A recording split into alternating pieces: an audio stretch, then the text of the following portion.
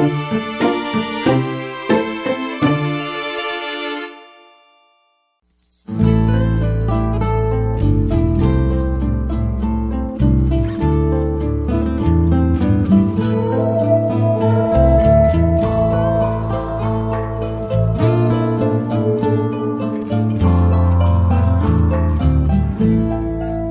fellow detectives. Welcome to Unlocked, the official podcast for all things Nancy Drew by Her Interactive.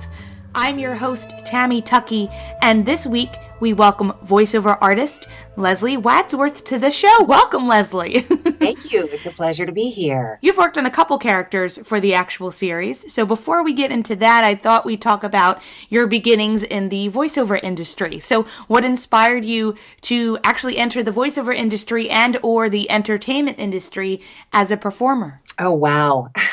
Do you have an hour? I'm kidding. I've been doing voiceover for probably, almost 30 years easily. I started in radio in Hawaii back in 1985 and worked in radio for several years. And to be candid, I kind of got bored with it, with the agony of repeat, as I say.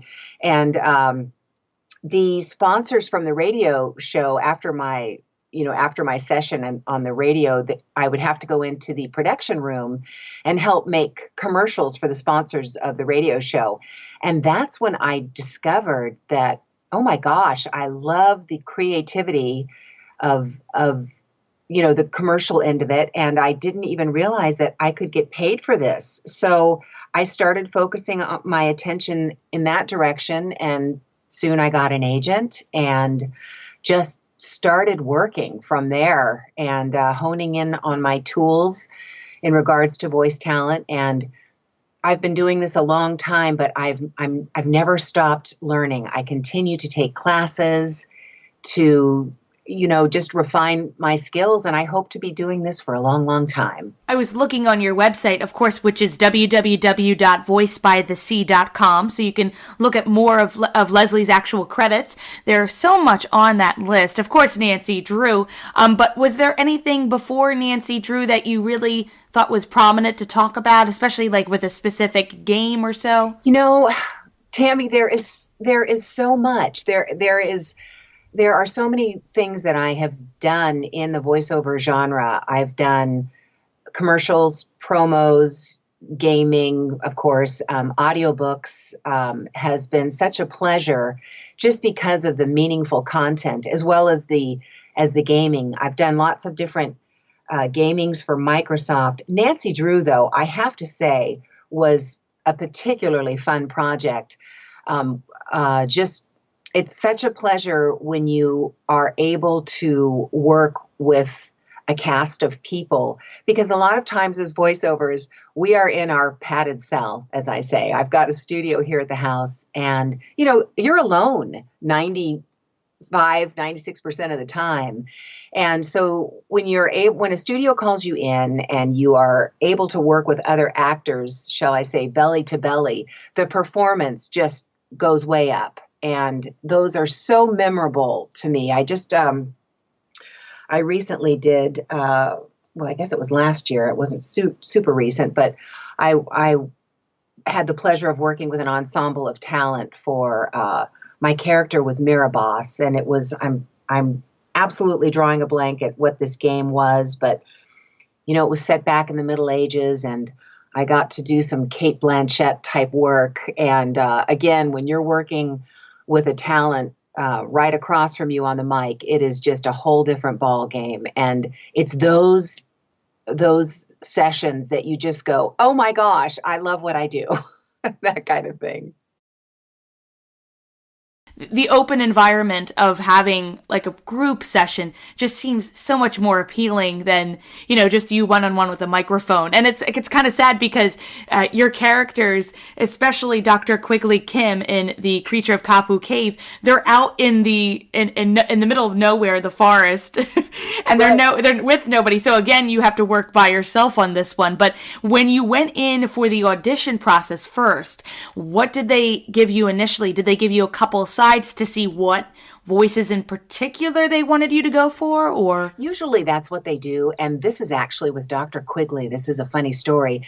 You know, we did this quite a few years ago, but I do remember Dr. Quigley in particular because the gal that talked to me initially on the phone to bring me in for the live audition, I believe her name was Anita, and she had such a unique voice and a nasally voice. I've never told this to Anita, but I actually channeled her for Dr. Quigley because I just thought, oh my gosh, that she sounds that this is who I want to do. And so just by hearing her, I kind of copied Anita's voice and they liked it.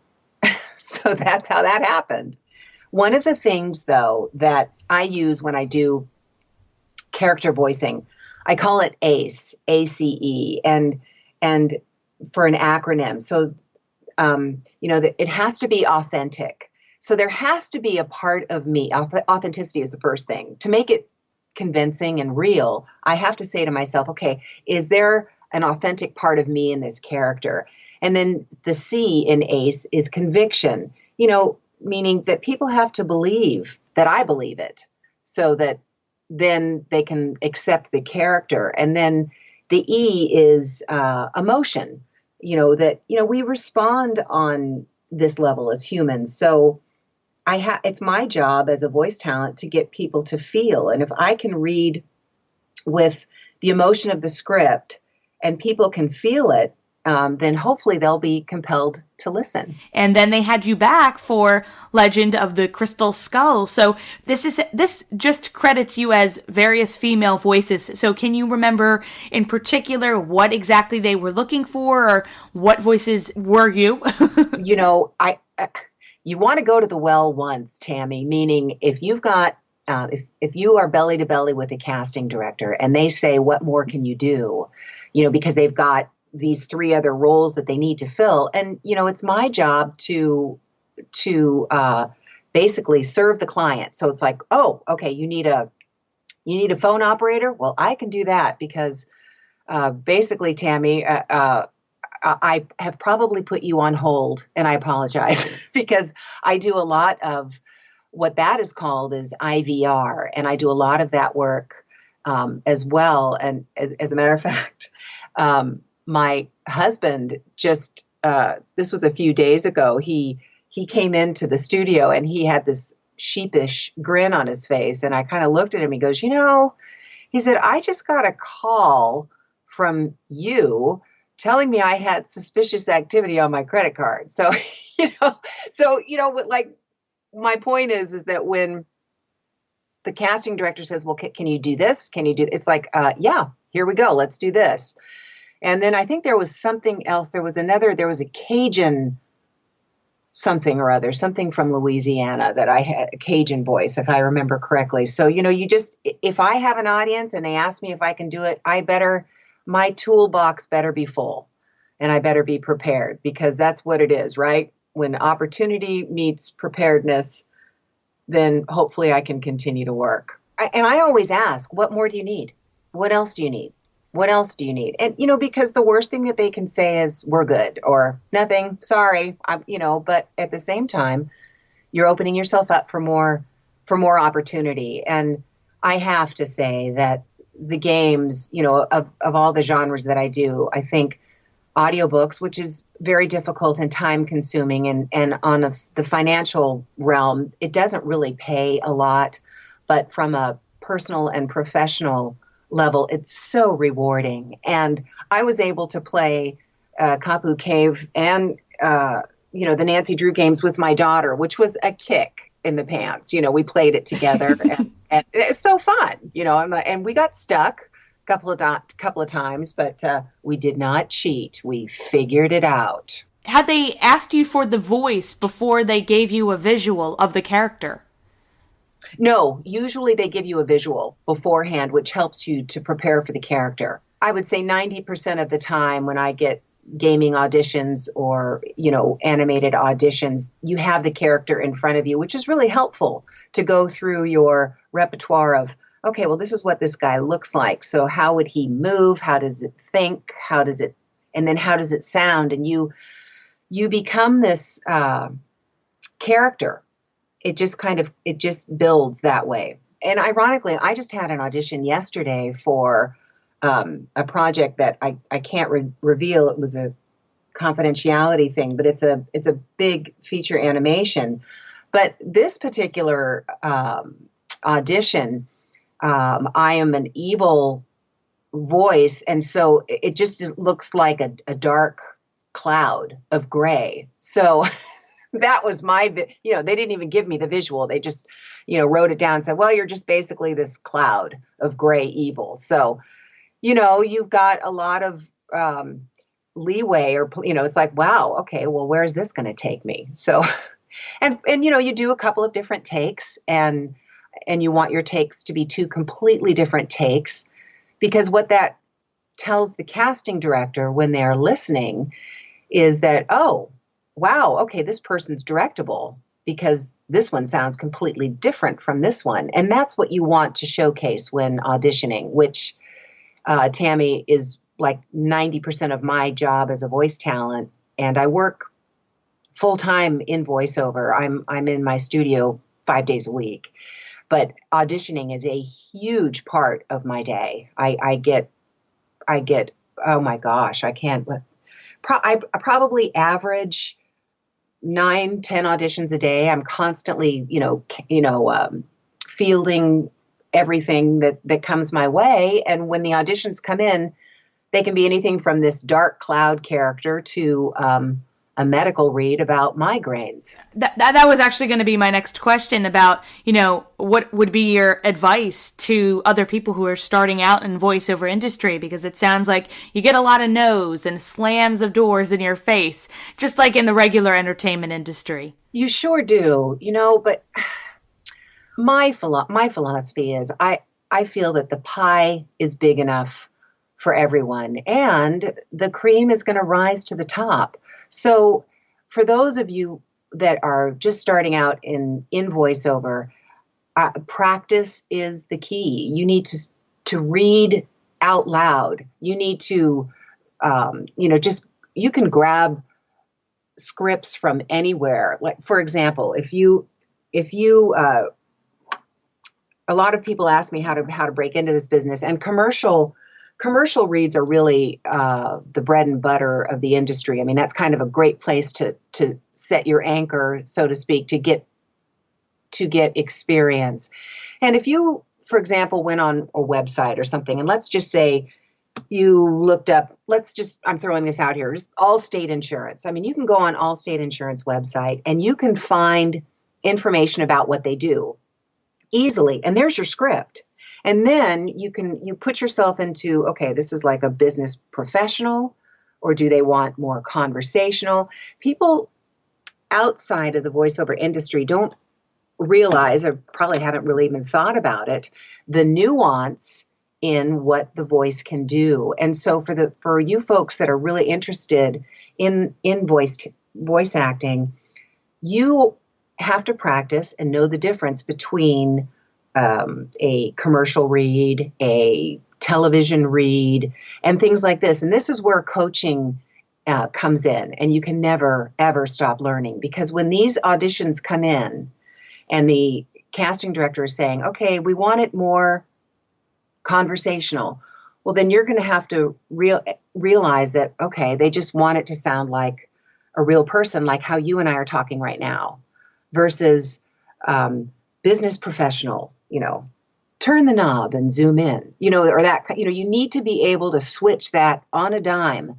because once you get booked and you've got the director on the line, you've got the engineer on the line, and sometimes you have several directors on the line, you have to become an extraordinary listener, because that's really what it's about, because you need to deliver what they are looking for. And if they say, no, Leslie, that's, you need to be even more conversational. Well, I need to know how to switch to get there. I don't know if I'm a weird one in this industry or not, but personally, I love getting directed.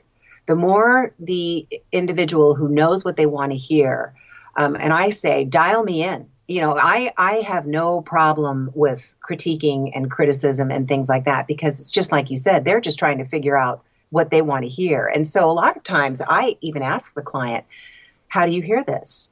And they'll sometimes parrot back, or, well, I kind of hear it this way. And a lot of times, Tammy, they don't know what they want until they hear it from you. They want to see what your take on it is before they even give you key instructions. And I think that's a good idea too, because you never know what could happen spur of the moment. That's right. And what other upcoming projects have you, or can you tell us about? Because I know some of the listeners love keeping an ear out for you. Well, I appreciate that. Well, I just finished an audiobook by a fabulous author named Catherine Levesque. I've done a series of books with her, and I just feel so blessed to come across an author that wants to use me exclusively as her female voice for her books. She does a lot of medieval fantasy work, and so she has a gentleman that she uses all the time for her medieval books, and then she uses me for more of her current contemporary work. And so I just finished a book from Catherine Levesque called In the Dreaming Hour, and it's based in, where are we? It's Southern, so I had to do a little Southern work. But fortunately, the heroine was my regular voice, so that, again, I could be authentic to the character.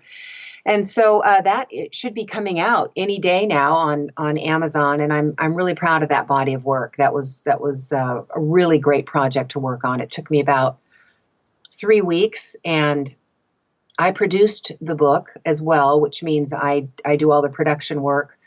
And fortunately, I was able to ship out some of the production work so that I could get it in on deadline. But just did that one this morning. I did some commercial work for a financial company, and I mean, I do. It's just so varied. Which, again, I'm so thankful for this work, because it keeps things so interesting. I never know what I'm going to be doing in the morning. And one of the beautiful parts about having a studio in the home is my commute, is I'm dodging the dog toys on the way to the studio. And, Tammy, it doesn't matter what you look like. I can just, I'm in my jammies or whatever, my hair is clean or it's not. It doesn't matter. And I just get to play. I'm just so glad we could have you on the show. And my final question is, if you could describe your experience working with Her Interactive and being a part of the Nancy Drew universe using one word, what would that be? Fantastic.